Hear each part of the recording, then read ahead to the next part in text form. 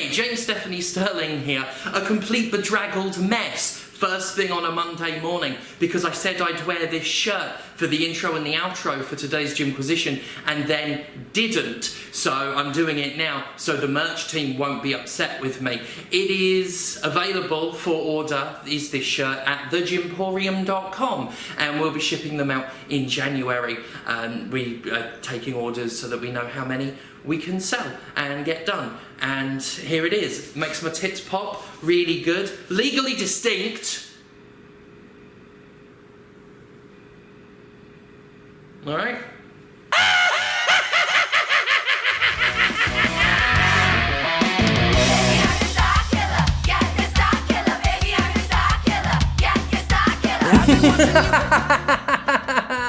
Greetings once again, you terrestrial pedestrians. It is I, Commander Sterling, the pan-galactic princess of pansexual pandemonium, the poly-antagonist, the super-heavyweight super-villain, the maniacal metamor, and soon-to-be victor in their first ever I Quit match. Oh my.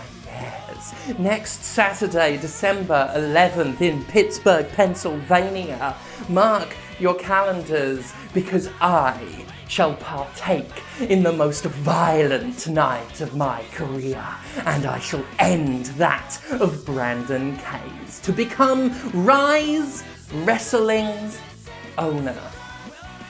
Oh yes, I'm going to run my very own wrestling promotion, and I'm going to do it by grinding Brandon Kay beneath my boot and turning him into a good little subordinate.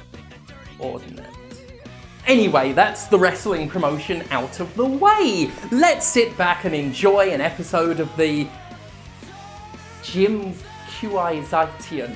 and whatever that's about this week. I don't know, the script's not been written yet. Ciao!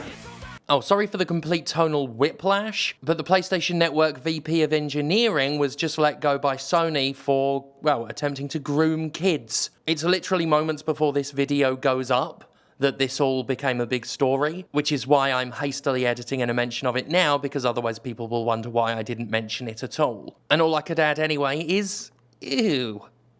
Really fucking ew. The hits just keep coming.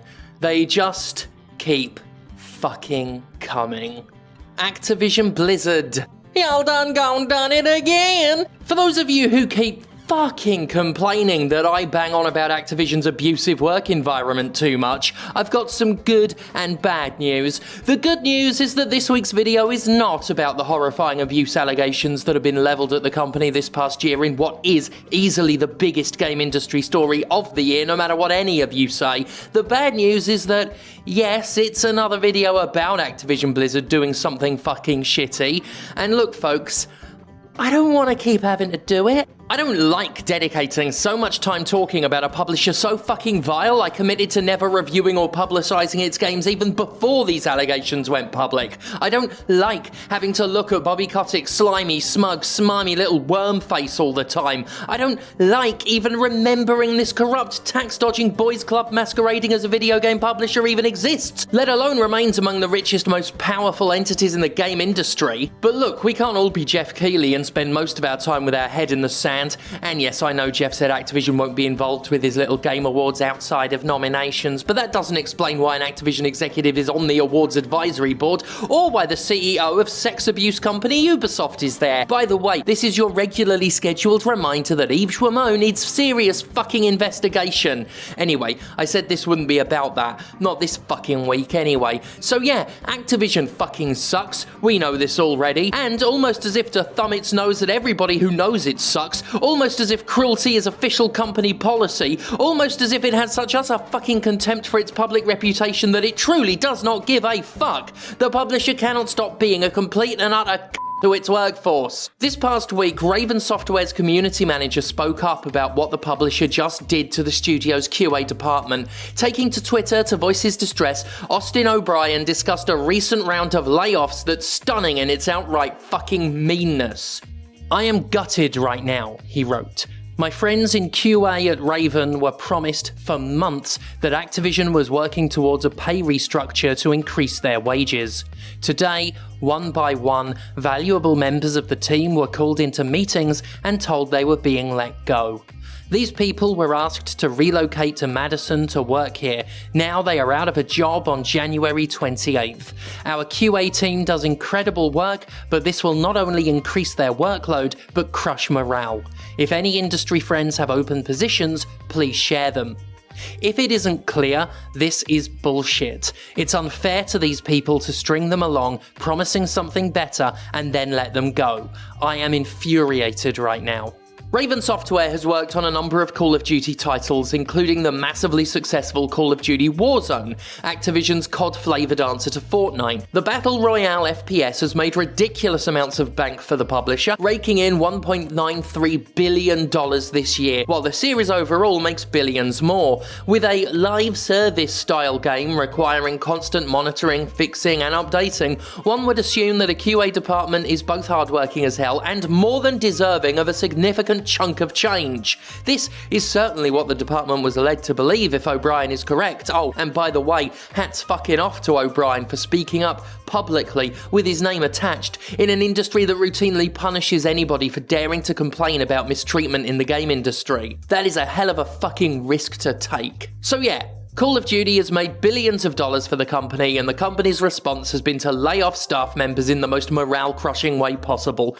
Classy! Real fucking classy. And a perfect example of how these goddamn corporations operate, because it doesn't matter how successful a company is, it doesn't matter the amount of money games might rake in, layoffs happen regardless of success, sometimes even because of it. It's not enough, you see, for a company to make tons of money. They've got to maintain the myth of infinite growth. They've got to convince the shareholders that no matter how much cash they made this year, they'll always make more next year, and the year after that, and the year after that. One quick and dirty way of doing this is layoffs, jettisoning the staff that made you your billions in the first place to save money on having to pay them now. It's all part of the illusion, the capitalist grift that cash flow is infinite and corporations can grow in perpetuity forever, and it's a tactic Activision has deployed many, many times. The sheer cruelty of these particular layoffs, however, is truly jaw-dropping. Activision didn't need to do any of this, not the layoffs in the first place, and certainly not the building up of false hope.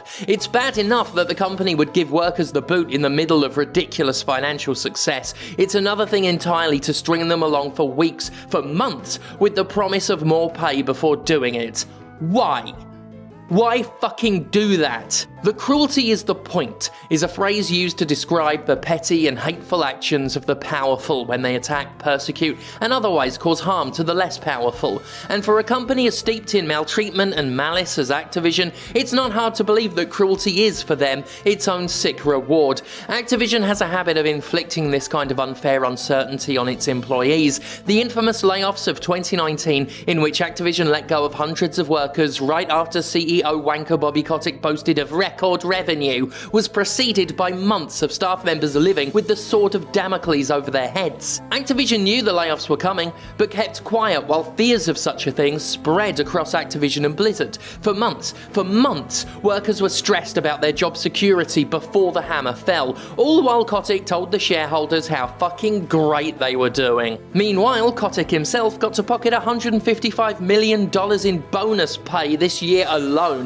Bonus, as in, it's not part of the millions of dollars this fucking billionaire already gets out of the company. I'm reminded, as I regularly am, of the people who defend exploitative in-game economies to me by saying it helps make money, and making money helps protect developers' jobs. One industry pundit in particular, who shall remain nameless, argued that they buy microtransactions explicitly to support developer jobs. This is and always has been bullshit. Not only have the devs already been paid for their project work, with the excess money flowing upward to excessive executive payouts, but as we've seen time and time again, like I just said, these layoffs happen in spite of any revenue, and quite possibly as a result of it. The resulting saved money from layoffs acting as a chaser to the shot of the profit rolling in. Call of Duty has made billions of dollars.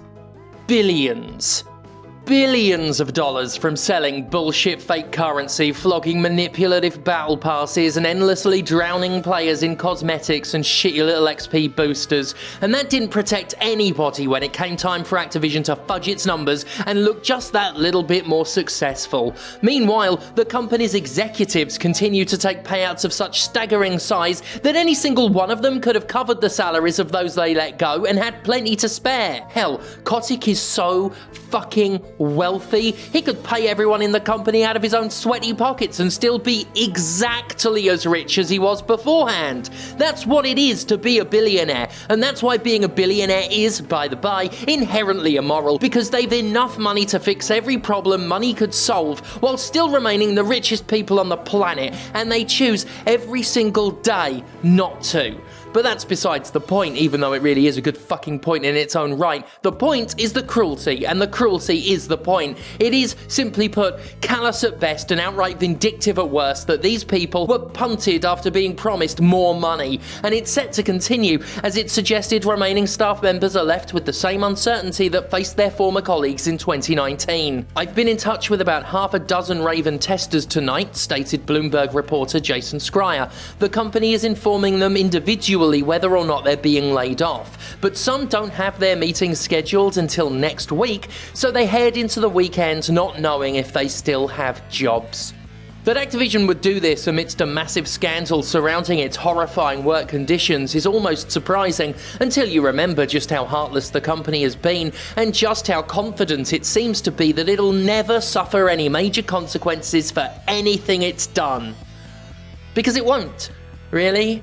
It's huge, it's wealthy, it's powerful, and it has video games popular enough for a vast portion of the community to hand-wave away any misdeed, no matter how fucked up. Activision Blizzard simply doesn't care. It doesn't care how this looks. It doesn't care what you think, and it certainly doesn't care about the lives of the very people that generate its record-breaking revenue. Activision is the capitalist scam laid bare. You do all the work, so a rich man who does nothing gets even richer, and then you're axed, so his rich friends can get richer alongside him. Under threat of having no home and no food, people are coerced into the workforce and then face homeless starvation anyway once their labour has been sufficiently exploited. But look at me getting all high and mighty. I guess I should just be hyped for the fucking Game Awards or something.